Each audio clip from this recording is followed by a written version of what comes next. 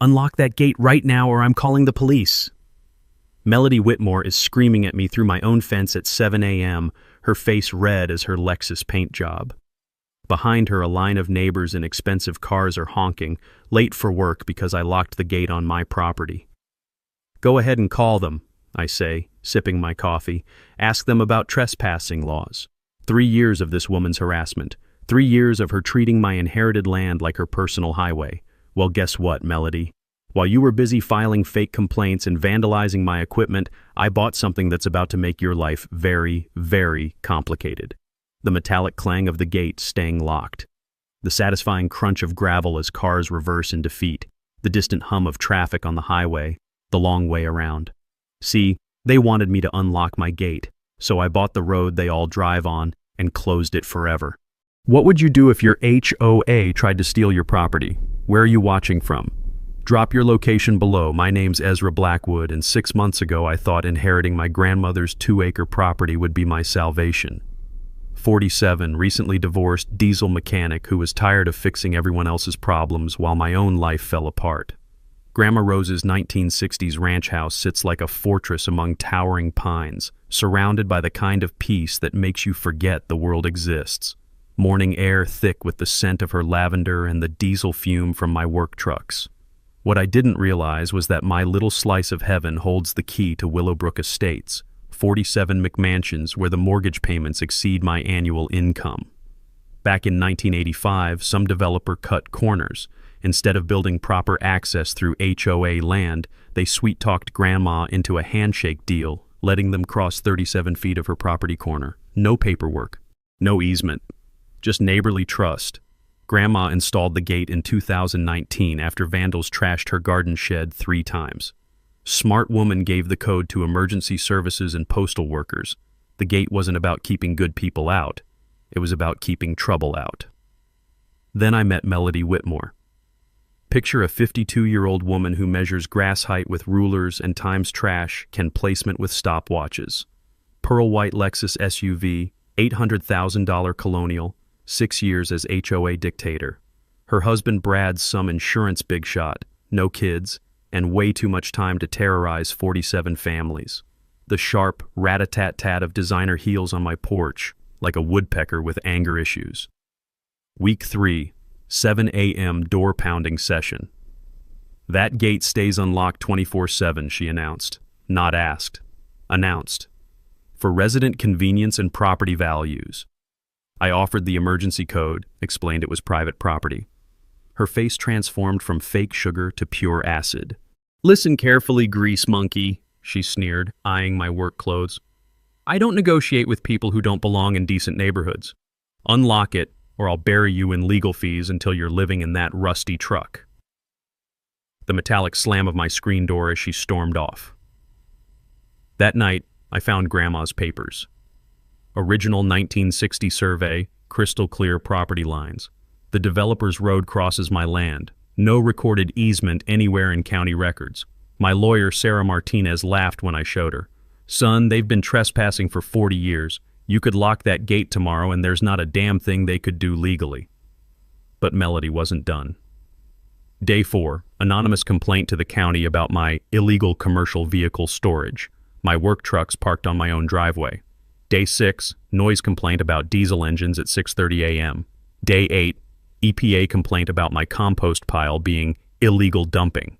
The satisfying thud of complaint letters hitting my kitchen trash can. Each complaint required official responses, wasted county resources, and proved one thing. Melody Whitmore would rather burn the neighborhood down than admit she was wrong. The numbers painted the picture. Willowbrook's only access crosses my land. Alternative route?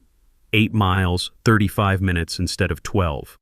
During morning rush hour, that's the difference between getting kids to school on time and explaining to your boss why you're late again.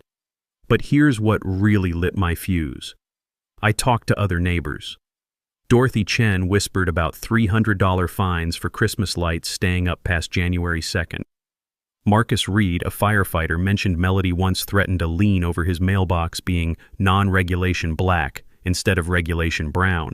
This woman had turned a neighborhood into North Korea with landscaping requirements. Distant sound of leaf blowers operating in perfect synchronized timing. like some suburban military drill. So when Melody escalated from threats to actual harassment, filing false police reports, and vandalizing my equipment, I realized something important. Grandma Rose didn't raise me to roll over for bullies. Time to teach HOA royalty what happens when you mess with working-class property rights. Week 4, and Melody decided to go nuclear. I'm drinking my morning coffee when the certified mail arrives. 3 pages of legal-sized fury claiming my gate was illegally blocking public access to essential services. 23 signatures from neighbors who apparently thought petition drives were more reliable than property surveys. The crisp snap of the envelope opening, like breaking the seal on Pandora's box. But here's what Melody didn't count on. I actually know how to read legal documents. My divorce taught me that lesson the hard way. Back then, my ex-wife's lawyer tried pulling the same intimidation tactics until I started doing my own research. Turns out, when someone threatens legal action over property you actually own, the best response is to make them prove their case. County Surveyor's Office? I'd like to request a formal boundary survey, I said into the phone that afternoon. At county expense, since there's apparently some confusion about where public roads end and private property begins. 3 days later, surveyor trucks rolled up like a small army. Steve Martinez spent 6 hours with GPS equipment and metal detectors, mapping every disputed inch. I sat on my porch, watching Melody pace her driveway like a caged animal, probably calculating how much this official survey was about to cost her credibility. Electronic beeping of survey equipment cutting through morning silence. Each beep another nail in Melody's legal coffin. The results were beautiful. 37 feet and 8 inches of road crossing my property. 0 recorded easements in county records dating back to 1960. The developer's 1985 permits clearly showed they were supposed to build access entirely within HOA boundaries, but took the cheaper shortcut through Grandma's land. I posted the official survey on the neighborhood Facebook page. Facts matter. No easement equals private property. Melody's response came in 30 minutes. Survey is fake news. Ezra Blackwood is mentally unstable veteran who threatens neighbors. For the record, I've never served in the military, never threatened anyone, and my sanity's holding up just fine. But watching her public meltdown was better entertainment than cable TV, the satisfying click of screenshots being saved for my evidence file. Then came noise complaint number 2, my diesel trucks violating quiet enjoyment ordinances at 6:30 a.m. Apparently, working people starting their day before Her Royal Highness finished beauty sleep was grounds for legal action. That's when I remembered something my lawyer Sarah had mentioned during my divorce proceedings. She'd explained how HOA rules work. They're like private club bylaws. You can't enforce club rules on people who aren't members, especially when they're on their own property. I spent that evening digging through municipal codes, and sure enough, county noise ordinances allow commercial vehicles starting at 6 a.m. Better yet, Melody's own husband leaves every morning at 6:15, warming up his Mercedes for 5 minutes in their driveway. Perfectly legal, perfectly hypocritical. The distant rumble of Brad's luxury engine, like irony with a German accent. County Inspector Pete Williams arrived to investigate Melody's gate complaint. 23 years of property surveys under his belt, 0 patience for neighborhood drama. He examined Grandma's permits, the survey results, and Melody's complaint with the thoroughness of a detective. "Ma'am, this gate is completely legal," he told her while she hovered like a helicopter parent. "Private property owners control access however they see fit, long as emergency services can get through." "But what about our convenience?" she demanded. Pete's deadpan response was poetry.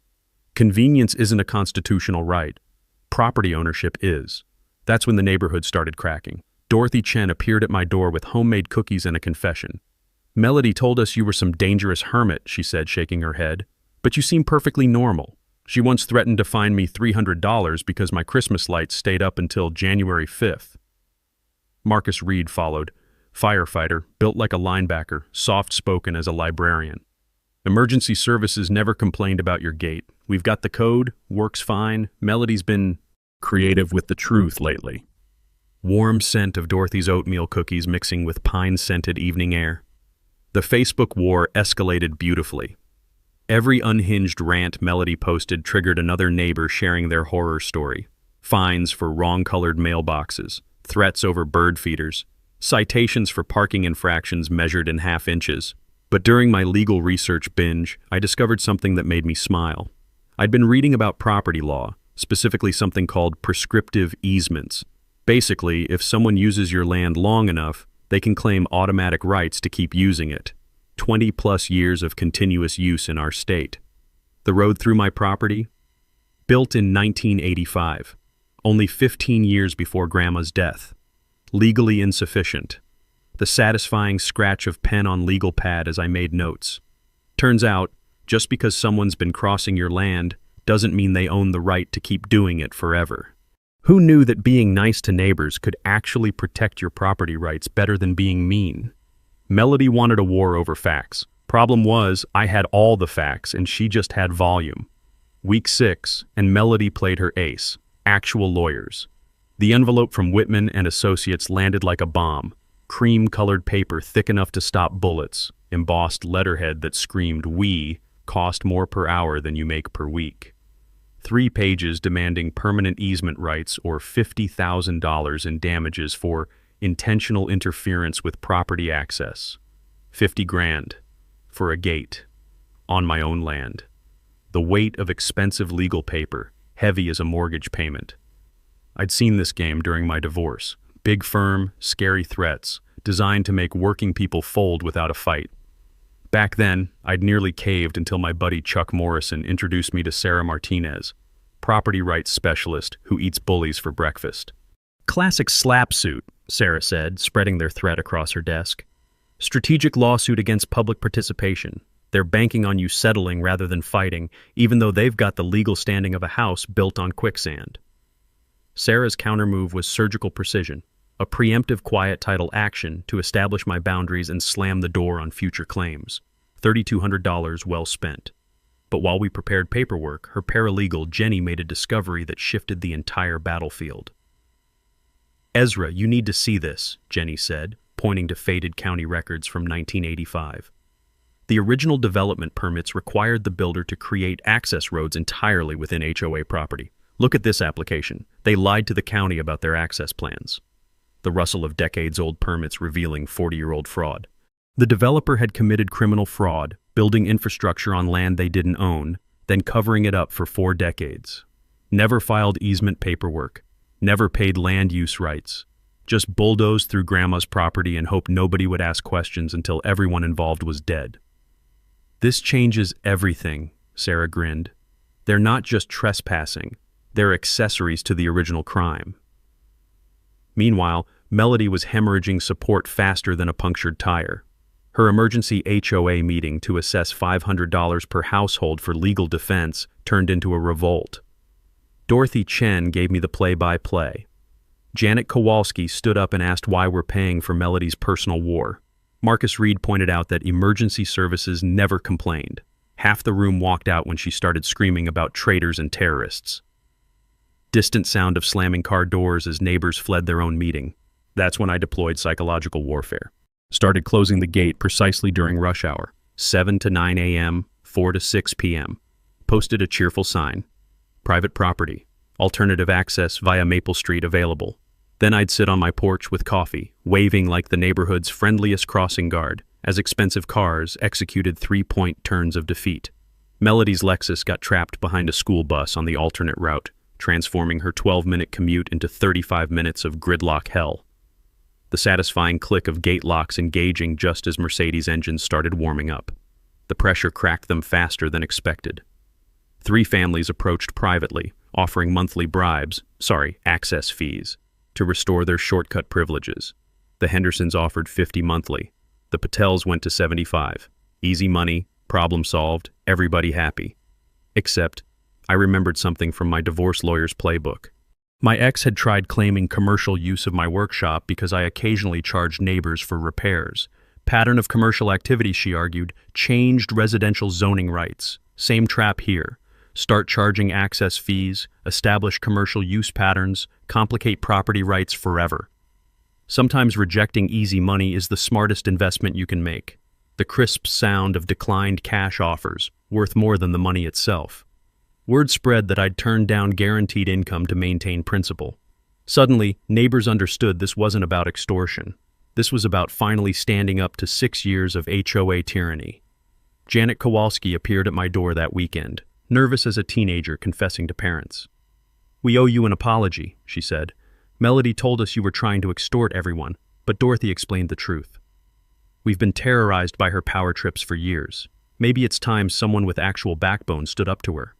But the real bombshell came Tuesday morning. Jenny called with news that made my coffee taste like Victory champagne. "Remember that original fraud we discovered?" I kept digging. Turns out Willowbrook Estates has been in violation of county development codes for 40 years. The county could theoretically condemn the entire access road system and force them to rebuild proper infrastructure entirely on HOA land. The electronic beep of my phone recording this conversation for posterity. 40 years of illegal infrastructure, tens of millions in potential reconstruction costs, and Melody thought she could intimidate me with lawyers? I looked out at the gate, watching another frustrated commuter execute a U-turn, and smiled. Melody had no idea she'd just declared war on someone holding nuclear weapons. Time to show her what mutually assured destruction really meant. Week 8, and Melody completely lost her mind. I'm fixing a transmission in my garage when Officer Pete Williams pulls into my driveway, looking like he'd rather be anywhere else on Earth. Turns out, Melody had filed a police report claiming I threatened violence with deadly weapons during our gate discussion. The metallic clang of wrenches hitting concrete as I wiped grease off my hands. "Ezra, I've known your family for 20 years, Pete said, adjusting his belt with the weariness of a man who'd seen too much neighborhood drama. "But I gotta ask, did you threaten Mrs. Whitmore with any kind of weapon?" I pulled out my phone, scrolled to the security footage from that morning's encounter. There's Melody screaming at my gate. There's me drinking coffee on my porch 30 feet away, and there's absolutely zero threatening behavior unless you count excessive politeness as assault. "She's filing false police reports now," I told Pete, handing him copies of the footage. "That's a felony, isn't it?" Pete's expression shifted from duty to disgust. "Yeah, it is. And between you and me, this is the third bogus complaint she's filed this month. We're starting to notice a pattern. But Melody wasn't done destroying her own credibility. That same week, my gate lock got mangled with bolt cutters at 3 a.m. Security cameras caught everything. Unknown male in dark clothing, face covered but walking with a distinctive limp that looked suspiciously familiar. The sharp crack of damaged metal breaking under my work boots. I upgraded to a heavy-duty electronic lock with phone alerts. Cost me $400, but now I get real-time notifications every time someone breathes near that gate. Technology is beautiful when it's protecting your property rights. The HOA meeting that Thursday night descended into civil war. Dorothy Chen live-streamed the whole thing on Facebook. Apparently Melody had banned recordings, but Dorothy's grandson taught her how to use her phone's stealth mode. Marcus Reed stood up first. "We're paying assessments to fund Melody's personal vendetta against a neighbor who's done nothing wrong. This stops now." Melody's response was pure theater. "Anyone questioning my leadership is obviously being bribed by that psychopath. He's probably paying you all to turn against me." Distant sound of 47 neighbors collectively realizing their HOA president had gone completely insane. 7 households formally refused the legal fund assessment, creating a budget crisis that threatened the HOA's basic operations. Janet Kowalski presented an alternative motion: suspend all legal action and negotiate reasonable access terms with me directly. The vote was 28 in favor, 12 against, 7 abstaining. Democracy in action, and Melody lost. Meanwhile, I'd been doing my own detective work. Called my cousin Tony, who works in municipal records downtown, asked him to dig deeper into Willowbrook's development history. What he found made the original fraud look like jaywalking. "Ezra, this is bigger than we thought," Tony said over beers at Chuck's garage. "The County Planning Commission has a file 3 inches thick on Willowbrook violations. Septic systems built without permits, wetland encroachment, stormwater management that doesn't exist. They've been flying under the radar for decades. The satisfying thud of a thick manila folder hitting the workbench. Turns out, when developers cut corners on access roads, they usually cut corners on everything else too. The entire development was a house of cards built on regulatory violations, and one phone call to the Wright County inspector could bring it all tumbling down." But here's where it gets interesting. While researching municipal codes during my divorce, I'd learned about something called grandfathering clauses. Basically, if violations existed before certain cutoff dates, they might be legally protected. But these violations were ongoing, active, and getting worse every year. The septic systems were overloaded, the storm drains dumped runoff directly into protected wetlands, and the electrical infrastructure hadn't been updated since Reagan was president. Every heavy rain turned the development's streets into rivers, and every summer brought power outages that lasted for days. The electronic hum of my phone camera documenting everything for future reference. That weekend, Melody played her final desperate card. She organized a protest at my gate during Saturday morning commute time. About 15 people with signs reading, "Unlock our neighborhood," and "Stop the land grab." Problem was, most of her protesters were from outside the development. I recognized exactly 3 Willowbrook residents among the crowd. The rest looked like they'd been recruited from her church or bridge club, people who probably couldn't find my property on a map without GPS guidance. The counter-protesters showed up an hour later, actual neighbors carrying signs like "Property rights matter" and "Melody doesn't speak for us." Marcus Reed brought his entire firehouse shift, still in uniform, supporting my right to control access to my own land. The rhythmic chanting of opposing crowds like democracy having an argument with itself. Local newspaper reporter Amanda Rodriguez showed up with cameras, interviewing both sides for what would become front-page news. Melody gave quotes that made her sound like she was running for dictator of a small island nation. I stuck to facts, documentation, and basic constitutional principles. By Sunday evening, the protest had collapsed, half of Melody's supporters had switched sides, and the Willowbrook Estates Facebook page looked like a support group for political refugees. Time to end this war once and for all. Tuesday morning, and Sarah's paralegal Jenny called with news that changed everything. "Ezra, you need to get down here immediately," she said, voice crackling with excitement. "I found something that makes Melody's gate obsession look like a distraction from much bigger problems." I drove to Sarah's office expecting another permit violation or zoning issue. What Jenny showed me was financial fraud on a scale that made my gate dispute look like a parking ticket. The rustle of financial documents spread across the conference table like evidence of a crime. Green Valley Maintenance filed a mechanic's lien against Willowbrook's common areas, Jenny explained, highlighting sections of legal paperwork. $47,000 in unpaid landscaping bills from 2022 and 2023. Storm damage cleanup, tree removal, emergency repairs, all authorized by Melody without proper board approval or budget allocation. The timeline was damning. Major storm hits in September 2022. Trees down everywhere, blocking roads and damaging property. Miguel Santos from Green Valley responds within hours, working around the clock to clear debris and restore access. Melody signs work orders totaling nearly $50,000. Then she simply doesn't pay. The sharp scratch of highlighter marking unpaid invoices dating back 18 months. But here's the real kicker, Jenny continued, pulling up HOA meeting minutes. Melody hid the debt from homeowners. Look at these budget reports. She listed the contractor payments as completed while using assessment money for legal fees and personal expenses instead. Sarah leaned back in her chair, whistling low. That's embezzlement. She took money designated for legitimate expenses and spent it on her personal vendetta against you. The mechanic's lien paperwork told the whole story. Miguel Santos had followed every legal requirement. Preliminary notices, deadlines, proper filings. He'd even offered payment plans and reduced settlements. Melody ignored everything, probably hoping he'd just go away.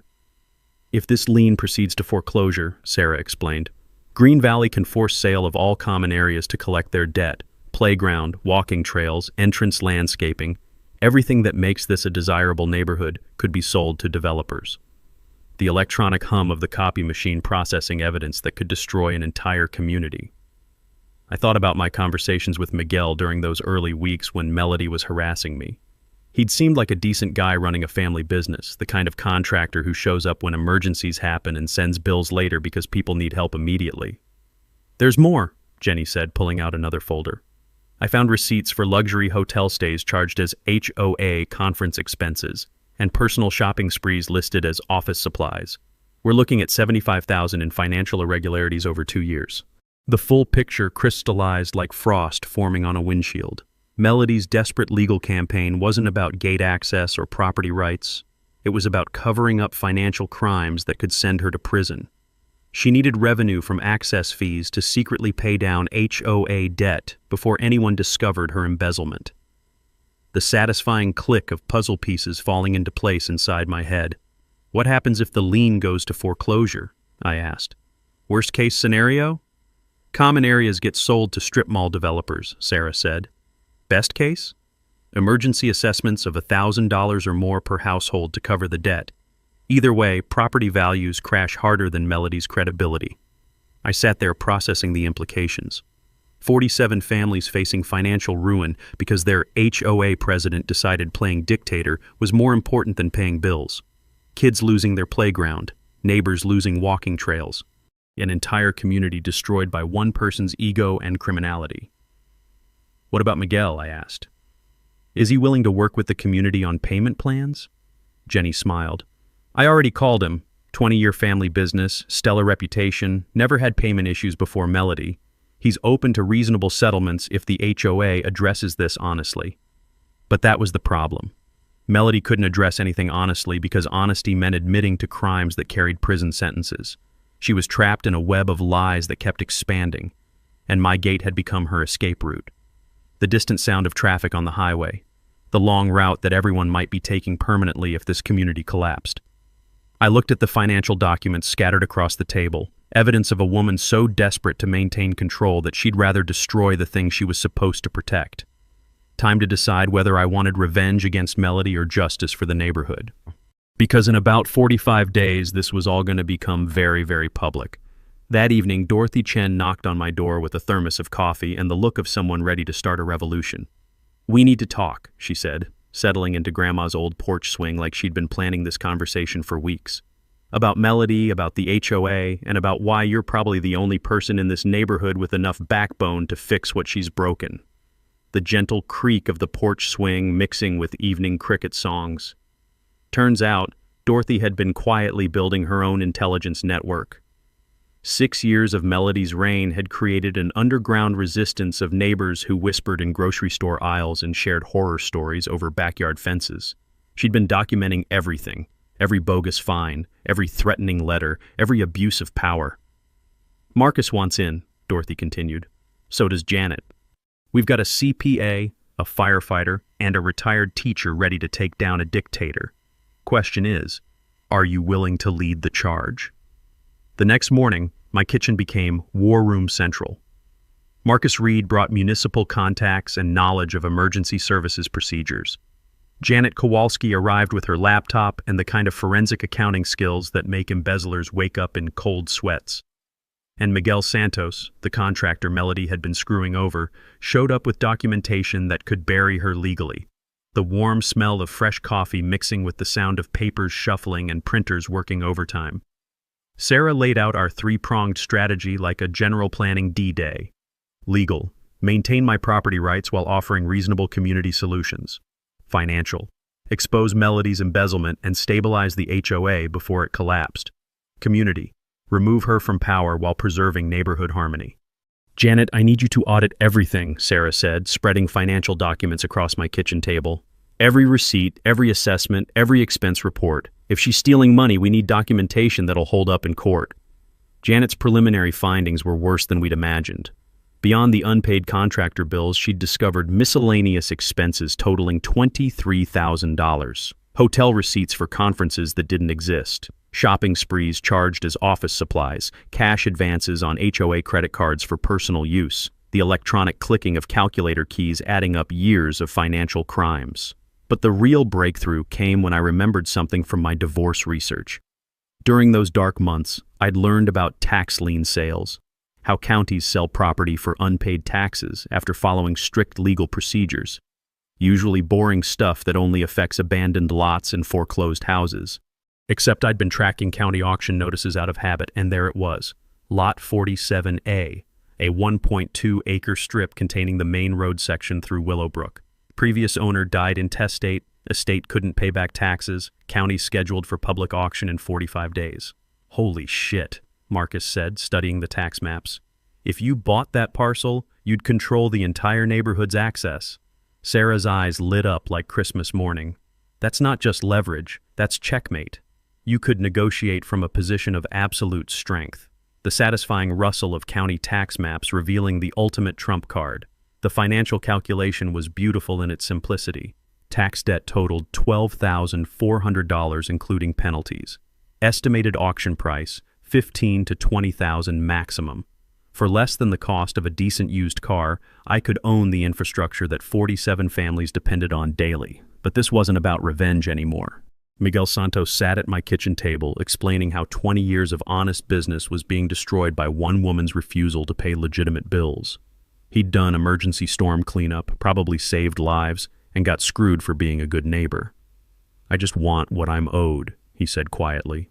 "Fair payment for honest work." "Is that too much to ask?"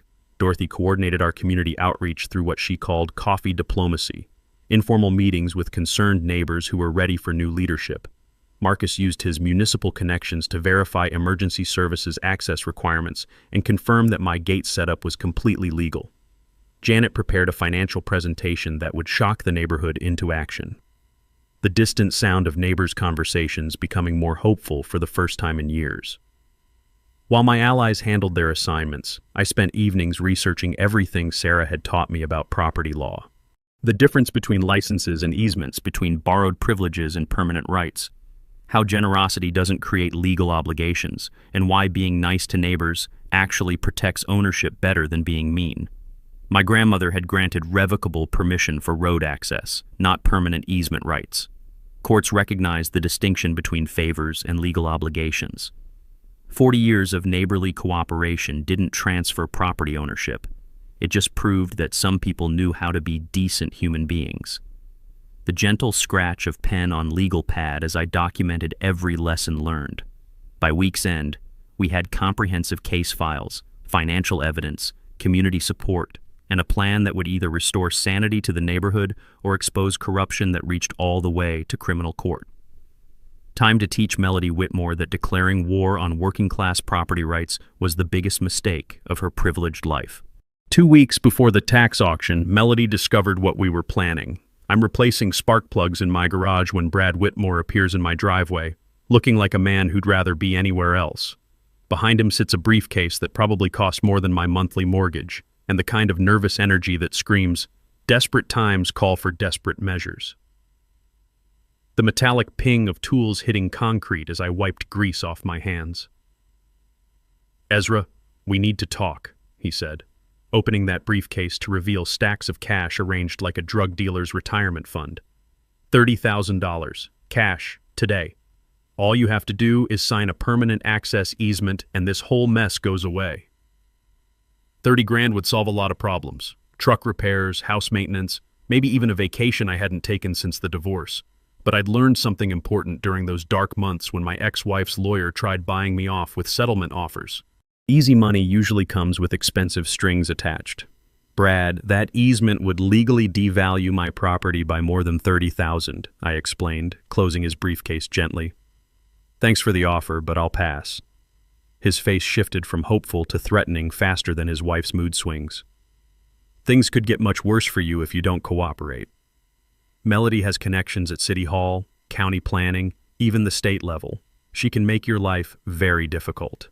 The distant sound of empty threats echoing off garage walls. That same week, the smear campaign escalated to federal levels. Anonymous letters arrived at Chuck Morrison's diesel shop, claiming I was mentally unstable and threatening neighborhood safety. Similar letters went to county commissioners, the newspaper editor, even my insurance company. Chuck showed me the letter during my Friday shift, shaking his head in disgust. 20 years I've known your family. Your grandmother was a saint, your daddy was solid as concrete, and you're cut from the same cloth. Whoever's writing these lies doesn't know the Blackwood name means integrity in this county."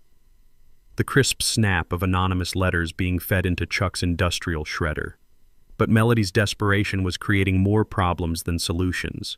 She filed complaints with every government agency that had letterhead, EPA about my illegal dumping, compost pile, OSHA about unsafe work conditions, home workshop, even the Postal Service about mail theft.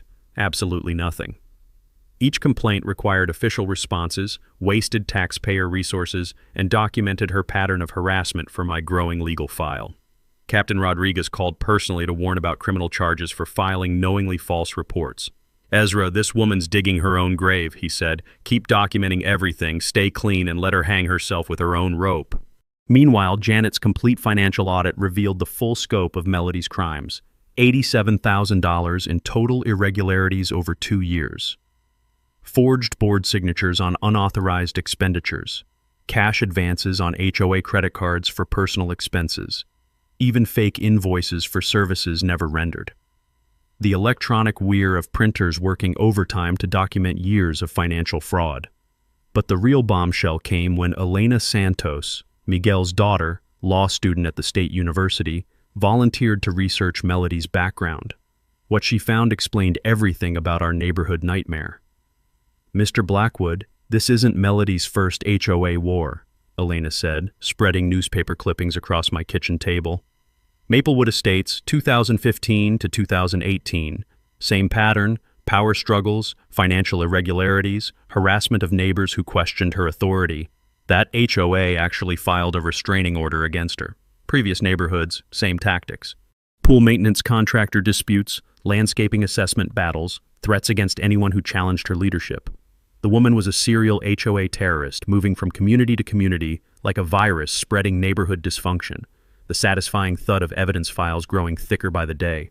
Thursday's HOA meeting became Melody's public meltdown. Dorothy live-streamed everything as 31 of 47 households signed a petition supporting my property rights and questioning HOA financial management. When Janet tried presenting preliminary audit findings, Melody grabbed the microphone and started screaming about traitors and communist property theft. Marcus Reed stood up, all 6'4" of firefighter authority, and simply said, "Ma'am, you need to calm down or leave the meeting." Melody's response was pure theater. "You're all being manipulated by that psychopath. He's probably bribing every one of you to destroy our community." The electric tension of 47 neighbors watching their leader completely lose her mind. But while Melody was busy destroying her credibility in public, I was maintaining detailed surveillance documentation. Security cameras caught her photographing my property from multiple angles, apparently building some kind of insurance fraud case. Additional footage showed her attempting to access my mailbox, federal mail tampering charges if we could prove intent. The psychological profile was clear: cornered narcissist facing financial ruin and criminal prosecution, lashing out at anyone who threatened her manufactured reality. Sarah's forensic psychologist contact warned that desperate people sometimes resort to extreme measures when their world collapses. The quiet hum of security systems protecting against escalating desperation. Monday morning, auction day -7, I received my voter registration confirmation for the tax sale. Cash pre-approval secured, surveyor scheduled, legal team prepared for immediate post-purchase documentation. Time to show Melody what mutually assured destruction really looked like. Friday before the auction, and Melody's final week of freedom turned into a masterclass in self-destruction. I'm replacing brake pads when my phone explodes with notifications. The Willowbrook Facebook page had become ground zero for Melody's complete psychological breakdown. 17 posts in 2 hours, each more unhinged than the last. Screenshots of my property surveys labeled fake documents. Accusations that I was a dangerous extremist funded by anti-government militias.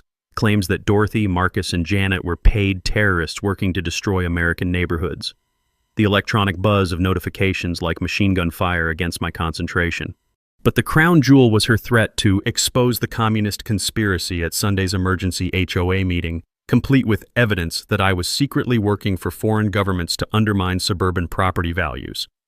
Apparently, a diesel mechanic who reads legal documents was clearly a sleeper agent for unnamed hostile nations. Dorothy called within minutes, voice shaking with laughter and horror. "Ezra, she's completely lost it.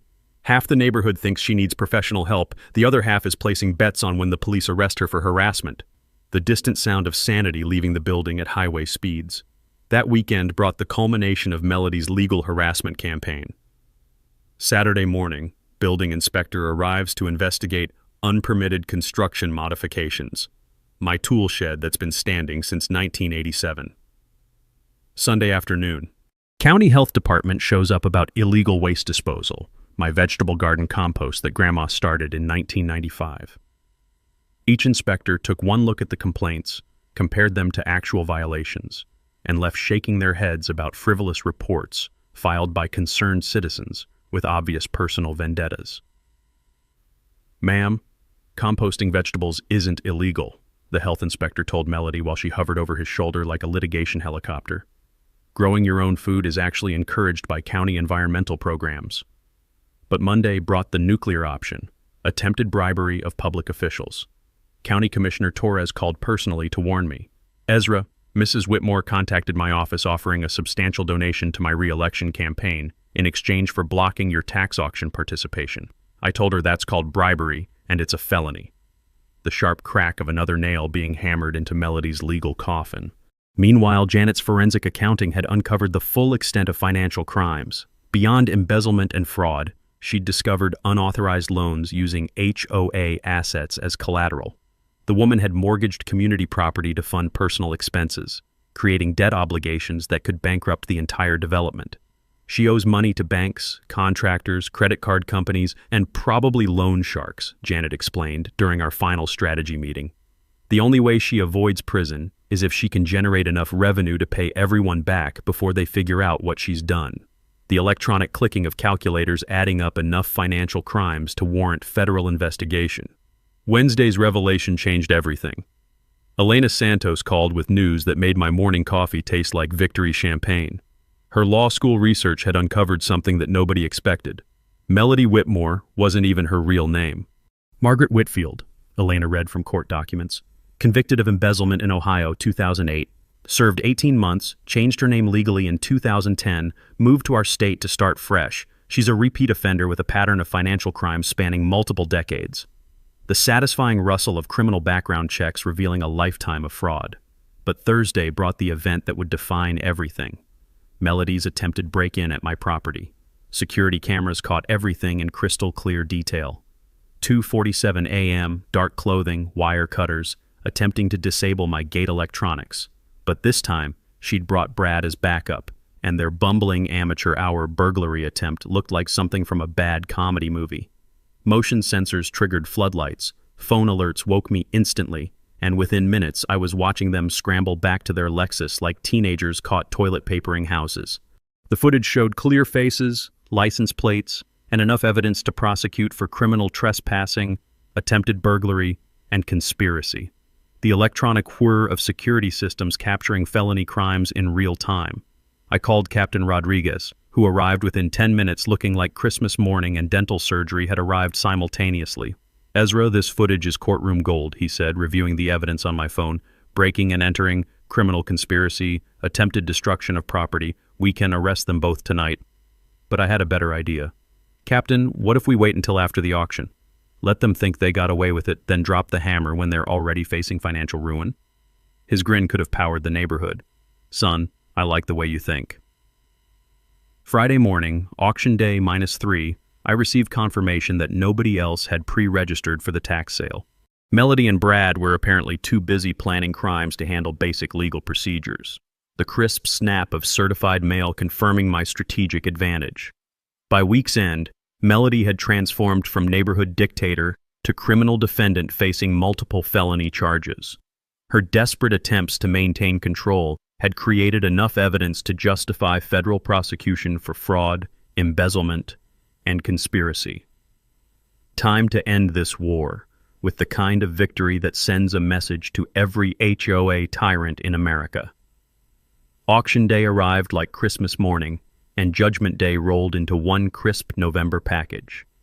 County courthouse steps, 10 a.m. sharp, and the small crowd looked like a casting call for suburban drama. News vans from 3 local stations, curious neighbors with coffee cups, and Melody Whitmore, clutching a certified check like a life preserver on the Titanic. Her face had the pale, desperate look of someone who'd bet everything on a losing hand. The sharp crack of frost-covered courthouse steps under work boots, like walking on broken promises.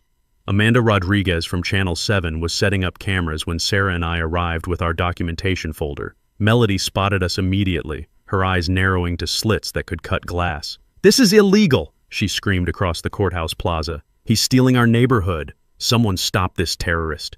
Brad stood beside her, looking like a man who'd watched his wife's sanity disappear in real time. holding their check with hands that shook like autumn leaves. Behind them, a handful of neighbors had gathered, some supporting, others just witnessing the final act of a 6-year dictatorship. The electronic hum of news cameras capturing every moment for evening broadcast. Auctioneer Bill Henderson called the proceedings to order with the enthusiasm of someone selling farm equipment.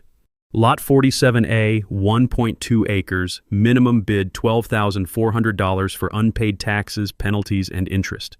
Do I hear opening bids? Melody's hand shot up like a student desperate to answer the teacher's question. 15,000! I waited exactly 3 seconds, letting the tension build like a pressure cooker reaching critical mass. 17,500. The collective intake of breath from 40 spectators watching financial warfare in real time. 20,000. Melody's voice cracked like a teenager asking for prom dates. 22,500. I replied calmly, sipping coffee from my thermos like we were discussing the weather. Brad grabbed Melody's arm, whispering frantically in her ear. Their life savings versus my strategic patience. Emergency assessments versus mortgage payments. Community survival versus personal bankruptcy. 25,000! Melody's final desperate bid, every syllable dripping with the knowledge that she was throwing good money after bad. The satisfying pause of absolute victory hanging in crisp morning air. $30,000, I said quietly, watching their faces transform from hope to horror to complete defeat. Bill Henderson's gavel came down like thunder. Sold to Ezra Blackwood for $30,000 cash. Melody collapsed against Brad like a marionette with cut strings, the weight of 6 years of criminality finally crushing her manufactured reality. Amanda Rodriguez captured every moment on camera while neighbors whispered among themselves about justice finally arriving. The metallic clang of courthouse doors closing on one chapter and opening another. But the real show started that evening at the emergency HOA meeting. Willowbrook's community center hadn't seen crowds like this since the development opened. 45 of 47 households attended, plus news crews, county officials, and Captain Rodriguez with handcuffs that gleamed like promised jewelry. Janet Kowalski took the podium first, her CPA credentials transforming her from quiet neighbor into financial prosecutor. Ladies and gentlemen, I present evidence of embezzlement totaling $87,000 over 2 years, she announced, displaying bank statements on the projector screen. Forged signatures, unauthorized credit card advances, fake invoices for services never rendered. The electric tension of truth finally being exposed under fluorescent lighting. Marcus Reed followed with documentation of harassment patterns, false police reports, frivolous complaints, threats against neighbors who questioned authority. Captain Rodriguez confirmed criminal investigations into multiple felony charges. Then, Dorothy Chen delivered the knockout punch. I move for immediate removal of Melody Whitmore from all HOA positions and authorization for new board members to negotiate reasonable access agreements with Ezra Blackwood. The vote was unanimous except for Melody and Brad, who sat in the back row like defendants awaiting sentencing, the satisfying scratch of ballots being marked for democracy and sanity. Melody tried grabbing the microphone for final dramatic statements, but Marcus Reed's firefighter training made him surprisingly effective at security work. Ma'am, you've lost the vote. Time to accept reality. That's when I stood up for my mic drop moment. Folks, I never wanted to be your enemy, I said, looking directly at families who'd been terrorized for years. I just wanted to control access to my own property. Now I own the road you all drive on, and here's what happens next. The dead silence of an entire community holding its breath. $50 per household per month for road maintenance and legal compliance. Emergency services guaranteed access at all times. Professional property management handles collections. Alternative option, build your own access road entirely on HOA property. The standing ovation lasted 3 minutes. 43 households supporting reasonable compromise over 6 years of dictatorship. Neighbors apologizing for believing lies about dangerous hermits and property extremists. Amanda Rodriguez interviewed both sides for evening news, but only one side made sense anymore. Property rights defended, community cooperation restored, criminal behavior exposed and prosecuted. The warm sound of neighbors talking like human beings instead of walking on eggshells. By 9 p.m., interim board members had been elected, access agreements authorized, and Melody's reign of terror officially ended. Justice served, community saved, democracy restored. 6 months later, and Willowbrook Estates looks like a completely different place. The access easement got negotiated and signed within 2 weeks of Melody's removal. $35 per household per month, less than most people spend on coffee, creates a road maintenance fund managed by a professional property management company. I retained ownership but granted permanent access rights with proper legal protections for everyone involved. The satisfying crunch of freshly paved asphalt under morning commuter tires. Melody and Brad pled guilty to embezzlement, filing false police reports, and attempted burglary. She got 18 months in minimum security, he got probation and community service. Restitution payments will stretch for years, but HOA insurance covered most of the financial damage from her mismanagement. The real victory was watching our neighborhood heal from 6 years of fear-based leadership. Dorothy Chen became HOA president in a landslide election, running on a platform of financial transparency and treating neighbors like human beings instead of subjects. New bylaws require monthly financial reports, board meeting recordings, and member approval for any expenditure over $500. The gentle sound of laughter replacing whispered conversations at mailboxes. Property values actually increased after the conflict resolution. Turns out, potential buyers prefer neighborhoods where disputes get solved through legal process rather than personal vendettas. Real estate agents now use our story as an example of strong community leadership overcoming temporary challenges. But the best part started with leftover money in the road maintenance fund. "We've got surplus revenue," Dorothy announced at the spring HOA meeting. "What should we do with it?" My suggestion surprised everyone, including myself. Start a scholarship fund for local trade school students.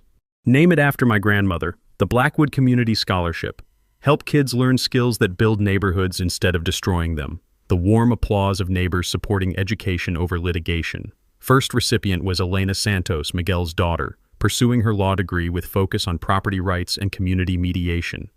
Ironic that Melody's crimes helped fund the legal education of someone dedicated to preventing future HOA abuse.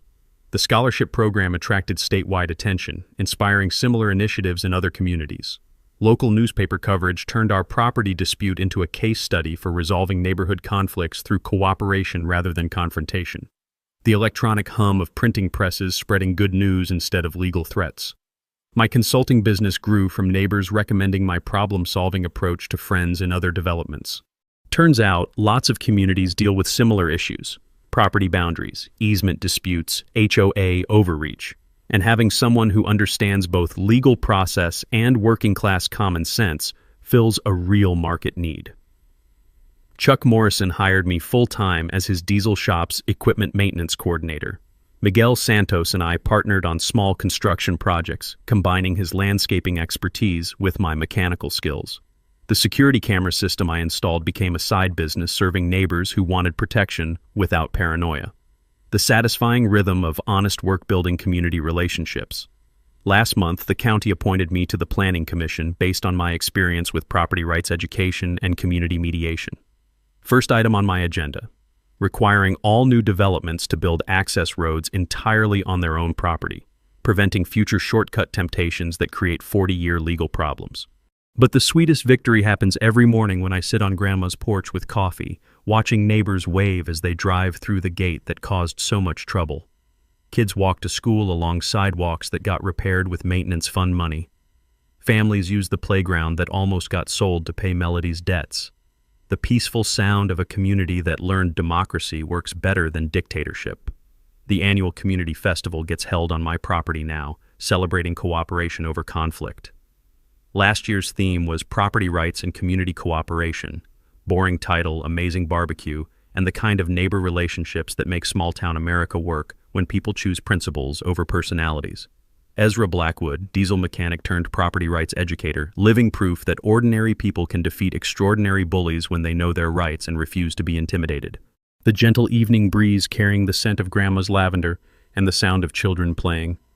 Your turn, folks. Drop your own HOA nightmare stories in the comments below.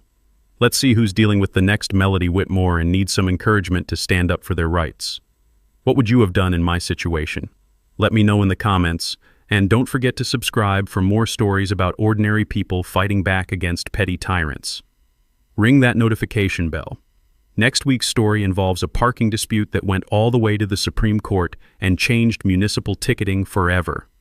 Sometimes the best revenge is building something better than what the bullies tried to destroy.